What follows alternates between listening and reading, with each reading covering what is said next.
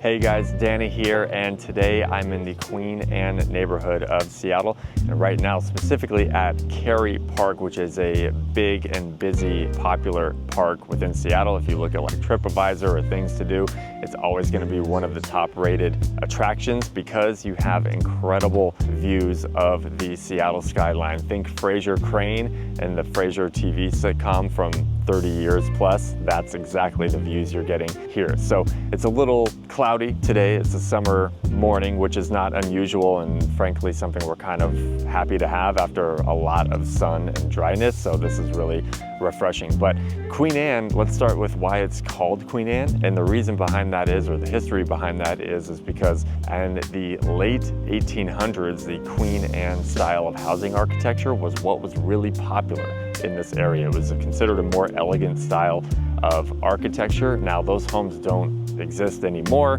but this is still a very desirable for a lot of reasons. So within Queen Anne, there's also micro neighborhoods within Queen Anne, and Queen Anne is mostly divided up in a few ways. There's Lower Queen Anne, there's Upper Queen Anne, there's Interbay, and there's the northern slope of Queen Anne as well. So lots of varieties there in between housing and what options are available for social life, schooling, that sort of thing as well. So right now I'm going to focus on Lower Queen Anne. That's a majority of where the commercial activity, where the tourist activity, that sort of stuff is, mainly centered around the Seattle Center, which of course is home to our iconic Space Needle, the Chihuly Art Museum, the EMP Paul Allen funded museum as well, which is super awesome and you have to check out, and also Climate Pledge Arena, which is where the Storm will play, which is where our future NBA team will play, the Kraken, and of course it houses a lot of concerts there as well. So that's where a majority of all the commercial activity in Queen Anne takes place, and with that of course there's going to be a lot of condos, apartments, more townhomes, dense style buildings around that. Now as you get up, and I mean up because going up Queen Anne Hill is very steep. In fact, even when it snows, you'll see people skiing down Queen Anne Avenue. It's that slope. Other neighborhoods in Queen Anne aren't going to be as popular necessarily, but they are a little more residential friendly. So Upper Queen Anne, that's a cool area. That's got some good restaurants there, especially the 5 Spot Cafe is a really popular brunch spot. Again, more condos, but now you're getting into a little more single family homes. Those are going to have some pretty awesome views on it. So if you want something with that, again, Frasier-esque skyline, be ready to pay a premium for it. Now, as you get over the hill and you go north down into the northern slope of Queen Anne, you're going to come into a very main residential area. And now you're going to lose the views of the downtown behind me, but you get views of Ballard to the north. You're also going to have schools like Seattle Pacific University in proximity to that. And then just to the west is going to be Interbay. It's got actually a public golf course there. I've never done it. I've done the putt-putt, but that's about it.